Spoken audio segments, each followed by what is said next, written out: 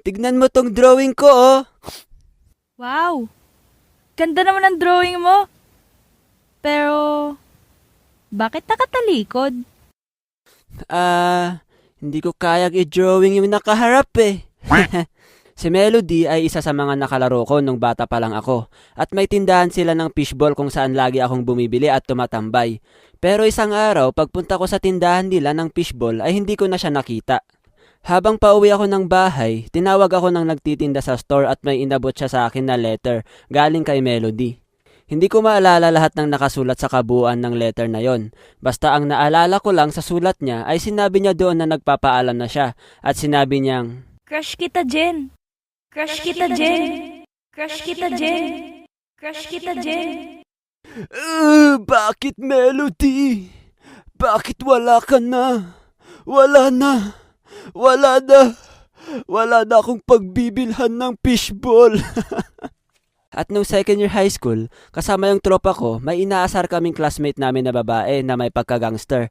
Tapos isang araw na lang, umamin siya na crush niya ako. Crush kita, Jen.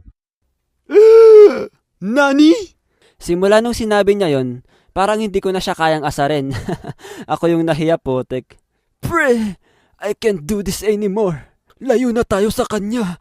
At nung time din na yon, may sinabi sa akin yung tropa ko. Uy, Jen, nag-aaway ata yung dalawang magkaibigan dahil sa'yo.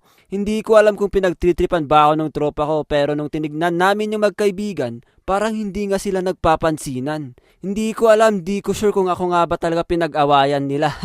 Hashtag ang feeling mo, Jen. Isang araw, niyaya ako ng tropa ko na magsimba sa simbahan malapit sa kanila.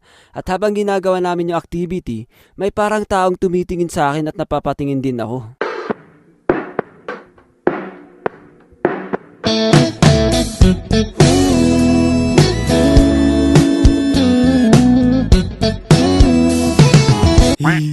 Siguro crush ako nito. Hashtag ang feeling mo, Jen. Pagkatapos namin magsimba, sinabi sa akin ng tropa ko na crush daw ako nung isang babae sa simbahan. Nani? May nakatingin pa sa akin ibang tao. Hashtag ang feeling mo, Jen. Nung third year high school ako, may dalawang nagka-crush sa akin. Okay guys, hindi ako nagmamayabang dito ha. Sineshare ko lang yung kwento ko. So yun nga, may dalawang nagka-crush sa akin at ang tatalino nila. Samantalang ako yung nangungopya sa kanila. Hindi ko alam kung anong hinahangaan nila sa akin, nakikipagkwentuhan at pinapatawa ko lang naman sila. Tsaka ina-arbor nila yung drawings ko. Naks. Jen, sa akin na tong drawing mo, ha? Sige, okay lang, basta pakopya ha. May time pa na sinita ako ng teacher namin dahil ang ingay namin sa likuran. Mr. Jen, bakit ka andyan? Go back to your proper seat. Ikaw naman, Kapoy, bumababa na ang grades mo dahil dyan sa ginagawa niyong pag-iingay sa likod. Sabi ko kasi sa'yo, wag kang pupunta sa amin eh. Yan tuloy na pagalitan tayo. Gomena sorry. Hashtag wag tularan si Jen. Nagtitraining kami noon para sa palarong pambansa ay may napansin akong babae na taga-ibang school at parang napansin ko siyang tumitingin siya sa akin. Hashtag, wait lang, di pa tapos eh. Isa siyang volleyball player. One time, pagkatapos ng training ay nagkasabay kami sa CR para maligo at biglang nagkasalubong yung tingin namin.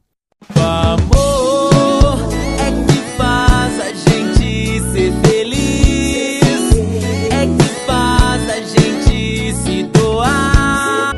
Gihi, siguro crush ako nito.